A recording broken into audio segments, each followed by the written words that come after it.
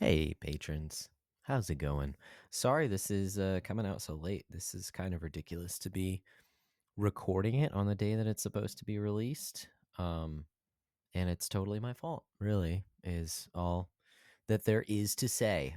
First off, I had kind of gone back and forth on what I was actually going to talk about.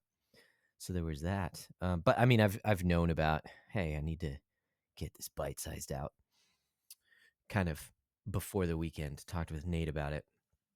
But didn't get it done. So it is totally my fault. Excuse me. But here we are, Wednesday. You know. Anyways, didn't get it done over the weekend. Had some not family stuff going on. We just had fun. We did stuff. Um, so yeah, had a weekend, and then Monday rolls around, and I have Bible study at 5:30.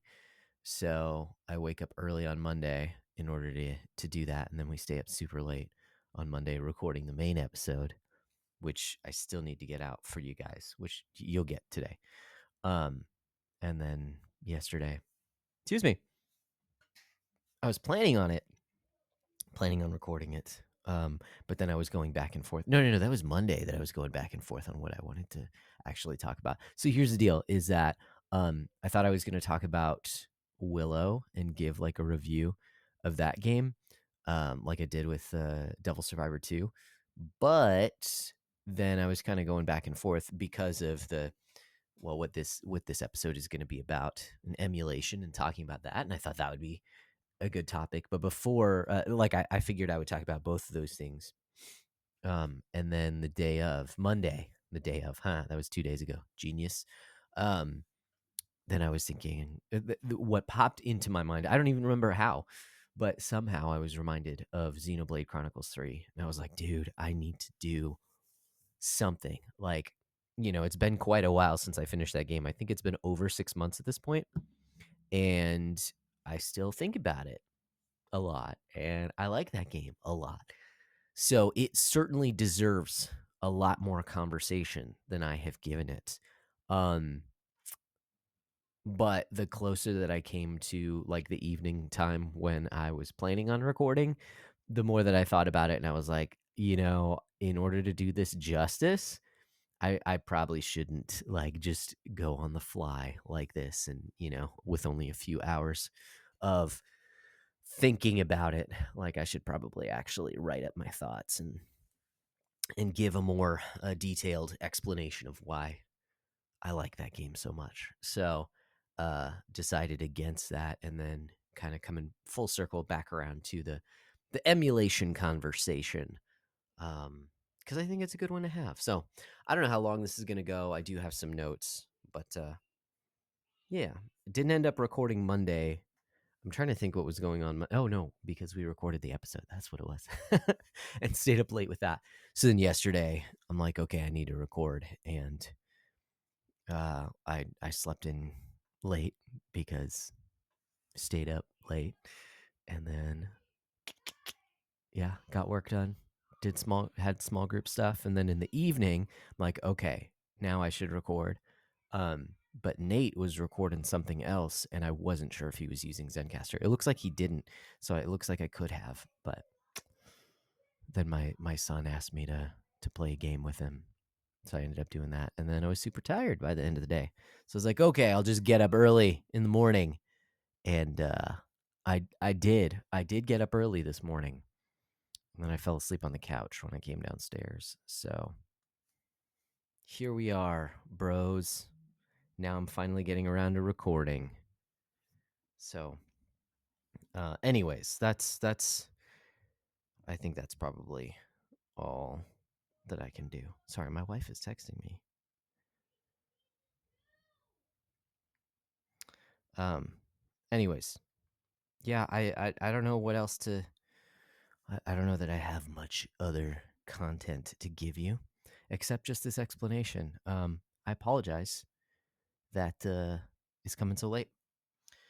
I did, after having the discussion on the last episode about Coheed and Cambria, I did go back and watch some YouTube videos kind of in the background, listen to some lore videos there were some things that I got wrong on the previous podcast. I mentioned the one album that's all angry and whatnot uh, was due to a breakup. My understanding now is that it was due to his girlfriend cheating on him. So little bit of nuance there, not just your standard emo kid. I'm upset because this girl broke up with me, or I can't be with a girl. That's a lot of emo music. Um, but I think it was actual betrayal, which makes a lot more sense. But in the context of the story, it is crazy. I will just say, for anyone who doesn't know, it's this weird like sci-fi. I say weird. It's not that weird, but it's a sci-fi story that's going on. But in that particular album, it also brings in the writer of the story, who is having mental issues, and it's dealing with his breakup with his girlfriend, who has to break up with him, and cheats on him because he has mental issues. And so then that further exacerbates his mental issues, and that affects how this sci-fi story is being written. And so the main characters of this sci-fi story are trying to fight against the bad guy, but the writer keeps writing into it difficult things for them to go through uh, because he's facing so much difficulty in his own life. And long story short, the writer of the story ends up getting pulled into the story and killed. So, yeah, it gets a little weird. It gets a little weird.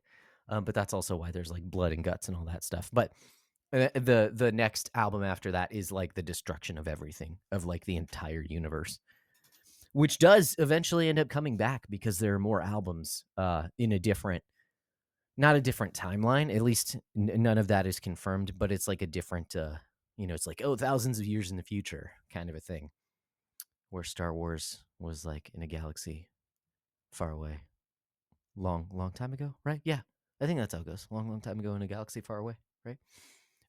This one, I mean, it's I guess it's somewhat similar, although it doesn't exactly say that. But the three sets of stories, one takes place at a certain era and then ends with the destruction of the entire universe. One is like the um, origins of that universe, sort of, or at least, or it's just some origins. Okay. Well, no, actually, that's not true because I think it only takes place like 20 years before. So it's a prequel. It's a prequel. There, second set is the prequel, and that's the Afterman that I had recommended, those albums. And that's a fairly straightforward story, although I did not warn Nate that it is also a sad story. It is a tragedy. Um, it goes through some ups and downs. You see some positivity.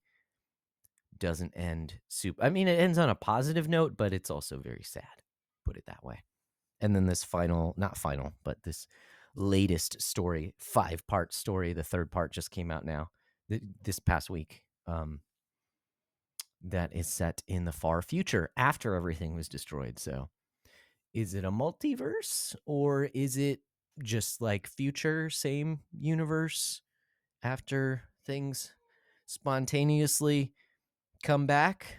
And because it's all like different factions and all that stuff, the connections to previous characters have only recently popped up in the, like, at the end of the second part and now in the third part. So, anyways, it is all connected, but I don't know if it's connected in like a multiversal multiversal sense, or if it's connected in like a straight line. Like, yeah, no, it just took a few thousand years and then some nothing blew up and then everything was created. Sort of like how people believe that our world was created because they deny the truth in their unrighteousness. Romans 1 for you, man. I need some water.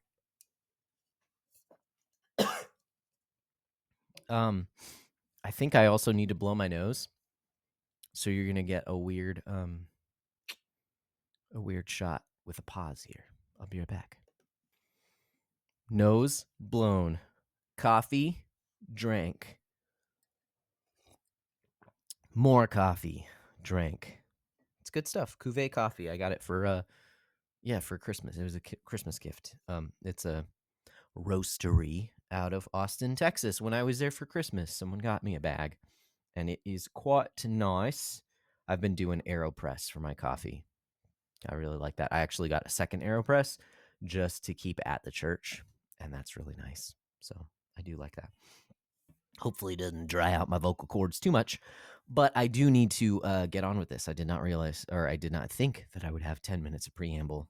And was it really worth 10 minutes? I don't know.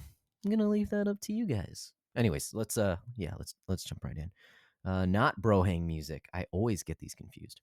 Let's do some bite-sized music.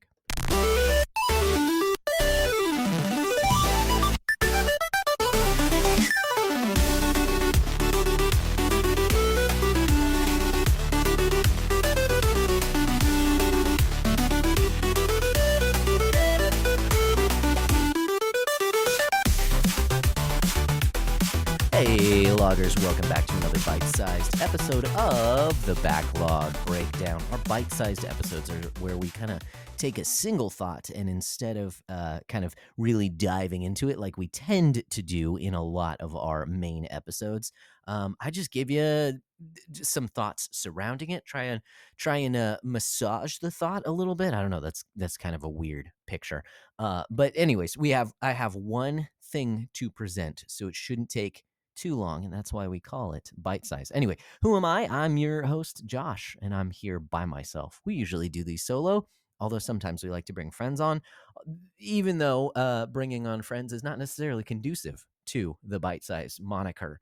I'll let you decide what that means for you and for yours, but I think you know what I mean.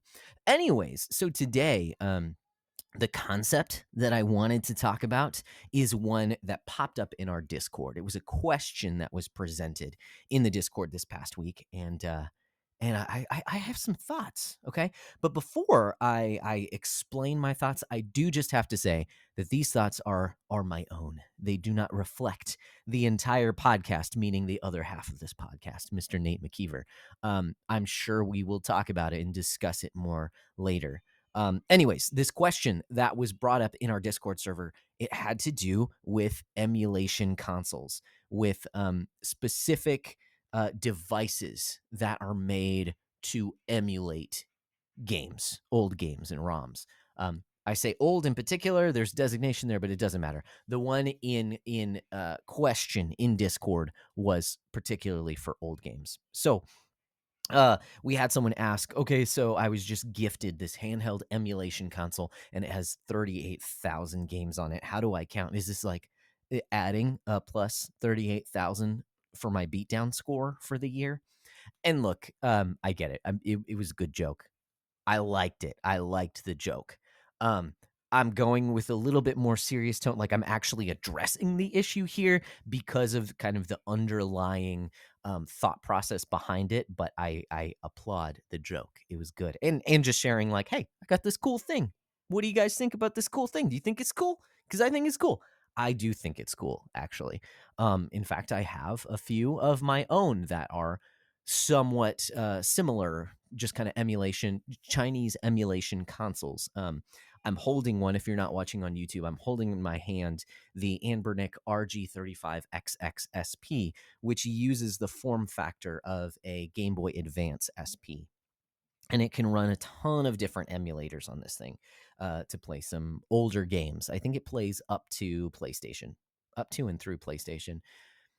It came with some like Dreamcast games and stuff like that. I'm not going to be playing Dreamcast on this thing. I'm also just not very interested. Although I played a couple minutes of Crazy Taxi just to see if it would actually play, and it did. But anyways, that's not the purpose of this guy. And actually, the purpose of it I will talk about in just a little bit. So I do own an emulation console. And in fact, I've used it this year to play through some games. And I'm going to continue to be using this guy for its convenience because it means that I can take older games that would require me to use older systems plugged into older TVs and sitting in front of those TVs in order to play them. Now I can play them on the go, which is very useful for me and my context, both as a father, and as a guy with a bunch of responsibilities that I don't have as much time to kind of sit in front of a TV and hook up an old console and play in that way. It also allows me to use quick save and loading. So save states and things like that. And that helps. It makes games, it changes the way that you play certain games, right? Because a lot of old games require memorization. And while I do still want to play it in a way that um, at least assumes that you need that. I try not to save scum, if you know what that is, kind of save stating every few steps just to make sure you don't have to play it again. I do think there's something to be said about basically giving yourself unlimited lives or something along those lines, so that you're actually accomplishing some of the goals in the game, even if you're not adhering to the original rules of dying and loading. That old games were known for being difficult because of that. That was not the proper word order, but hopefully it made at least a little bit of sense. Anyways, this emulation machine allows me and it helps me to beat down my backlog. Okay, that's what I primarily use it for, is for games that I already own that I haven't finished before. So games like Goof Troop on Super Nintendo, I beat that last year. Punch Out, Mike Tyson's Punch Out on NES. Willow, I recently beat, and Ninja Gaiden. And I just started Contra 3, the Alien Wars. Okay? This is a great way to play those games. And it allows me to do so to where I don't have to dedicate a ton of time with setup and teardown and things like that. Um, that said, for the sake of our metagame, the beatdown of looking at how many games that you're playing, of trying to focus on beating down your backlog for the year and not getting new stuff. For the sake of the beatdown meta, emulation by and large makes no sense. And when I say that, I mean emulation in the sense of, oh, I can get like an entire ROM set, an entire like catalog of games for a system. I can, load my I think this thing came with a card with like 10,000 games, 8,000 games, like a ridiculously stupid amount of games on it. Whether or not they all run well, I don't know. I like to curate it so that I'm playing the games that I actually own on this thing. Um, yeah, that's part of another conversation. But for the sake of the beatdown, like, okay, I'm not going to add 10,000 games to my backlog. It makes no sense. What's the point of adding, almost every game ever made onto your backlog?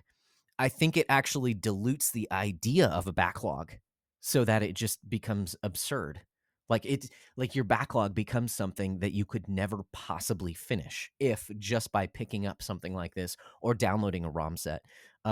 That those games now all of a sudden are on your backlog. Like there is no realistic reason to me why, if by downloading a ton of ROMs, those games are added to your backlog, why anyone would ever want to focus on a backlog, because you cannot finish all of those games. Like it's literally impossible. You can't give your life to playing 38,000 video games, or at least you should not. Okay. I would not recommend that. And I mean, I'm sure there's some mathematical calculation that we can throw in there. But even if you play one game, a day, how long is that going to take you? 100 years? Something like that? Over 100 years. It's ridiculous. So I'm against the idea of using emulation and downloading ROMs and ROM sets for the sake of beating down your backlog. Because one of our key goals with the beatdown, with this meta game that we have, is to be more mindful about the games that we acquire, and to make sure that we are counting the cost in both the time that we play games and the time we spend gaming, and in dollars in spending money. So acquiring an entire console generation's library in a single download, it goes against that premise. And I think in practice, it actually kind of devalues your gaming time, since you can no longer kind of drink deeply of the experience of the games that you own. But instead, you're tempted to kind of skim the surface of a lot of different games just so that you can get to the next one. So for these reasons, I don't think it's feasible to include emulation in our beatdown metagame. And frankly, if you want to emulate a bunch of games that you don't own, if you want to do that, then the beatdown, it's probably not a good tool for you anyway, because the whole purpose is to help focus on your backlog.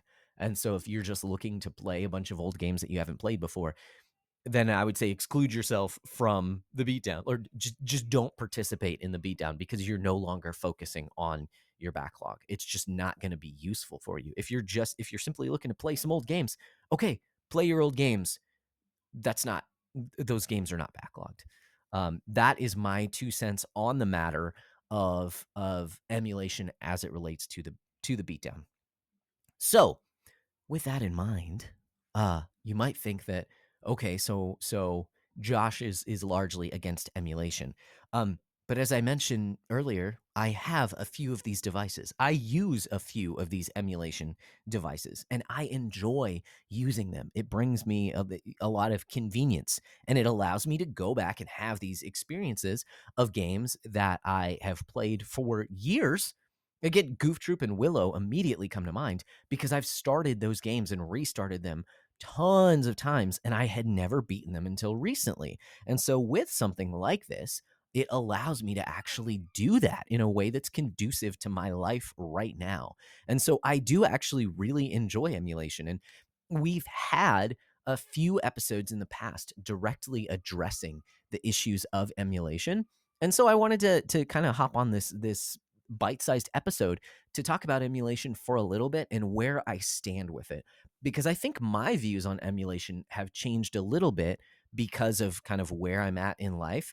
And it's largely due to the fact of kind of reassessing my own relationship with the physical media of video games, because I prefer physical media. Okay, I know not everyone listening. In fact, my co-host, I believe, I mean, he likes his steelbooks. Don't get me wrong, but I know it seems to be that he's a little more neither here nor there. If you can get it digitally, cool. If you can get it physically, cool.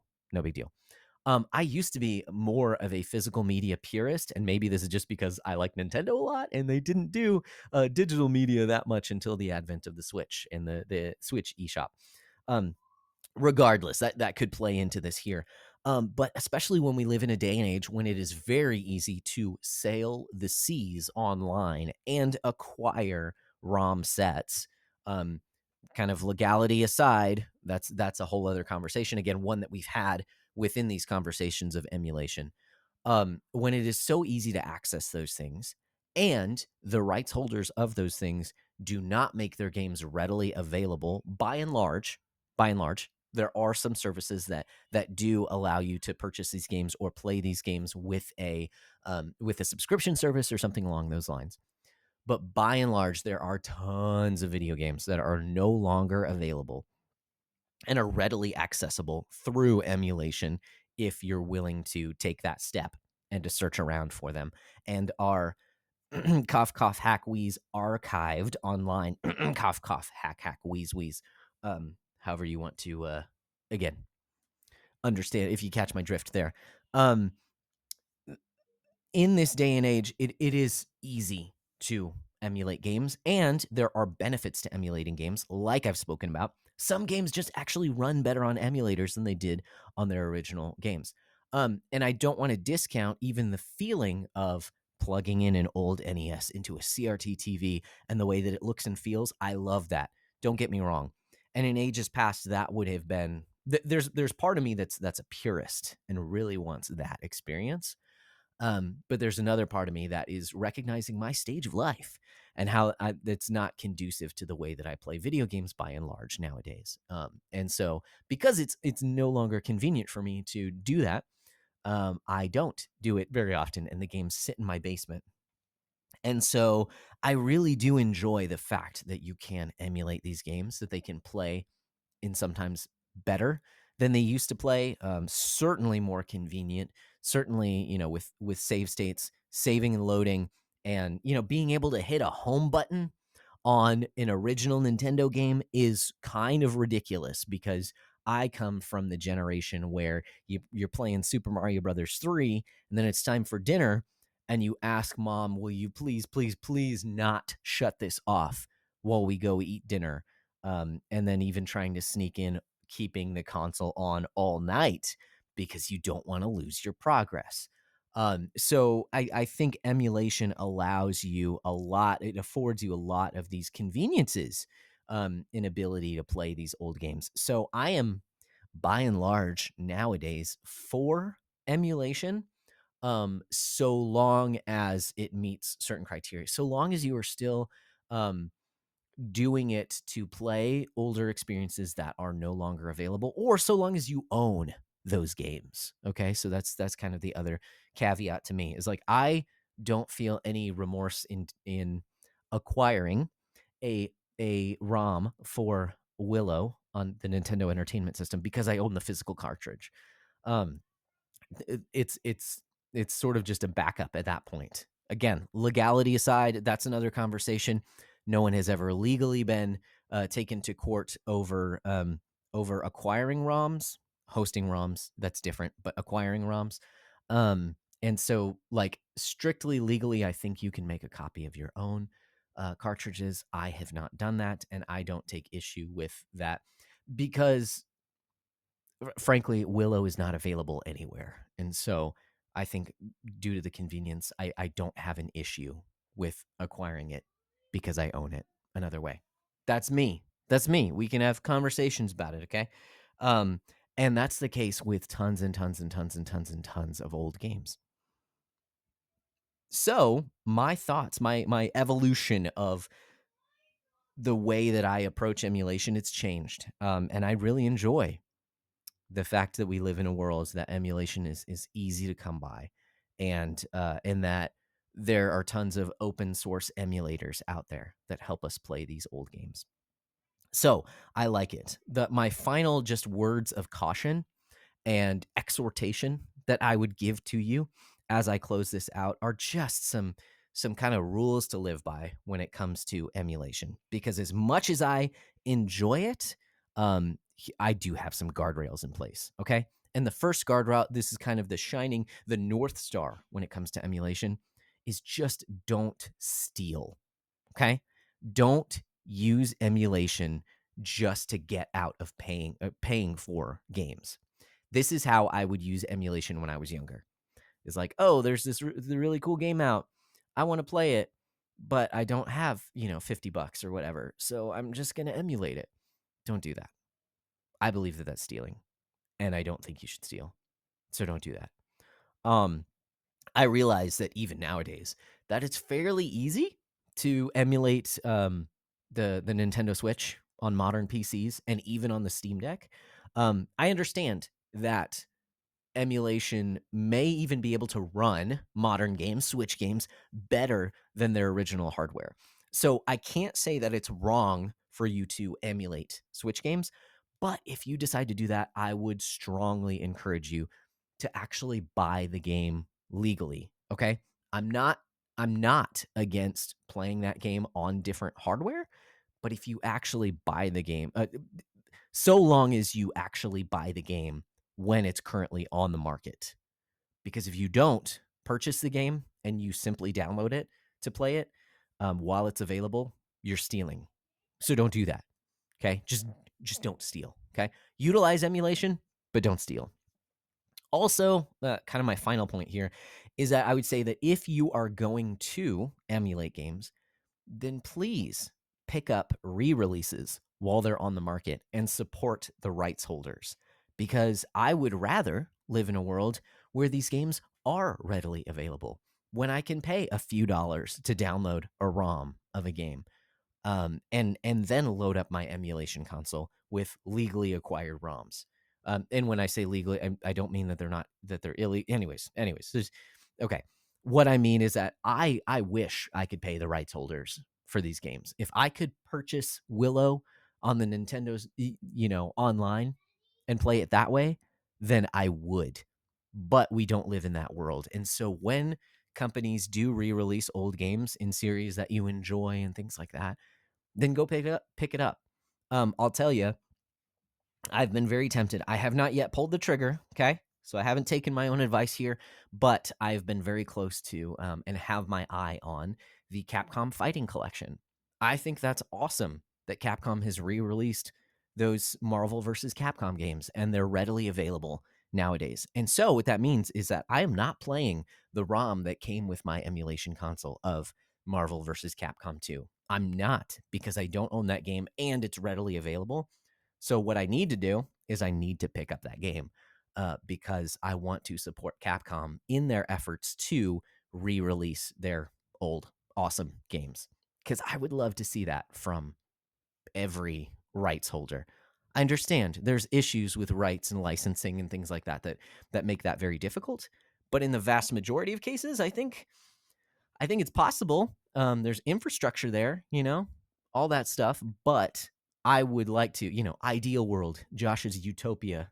Well, I probably wouldn't start with video games, but one of the facets of Josh's utopia would include readily available ROMs and emulated games for older systems that are no longer available, so that you can play them more conveniently. So, anyways, that's some thoughts on emulation that I've had. That's where I've kind of shifted in this world a little bit, and where my preference is veering towards emulation. Again, I get all the bells and whistles of playing on original hardware, and I enjoy that. It just doesn't fit into my game time very well nowadays. So I have to accept where I am in life, and then encourage all you guys to join me, right? I don't know. Hopefully this has been encouragement. Hopefully it helps you think through these things as well, and hopefully it's also just a bit of an exhortation of, hey, recognize what you're doing, recognize what you're supporting, and let's play our games and acquire our games and enjoy our games to the glory of God. Thanks, guys. Till next time, keep beating down your backlog, and we'll keep breaking down the benefits.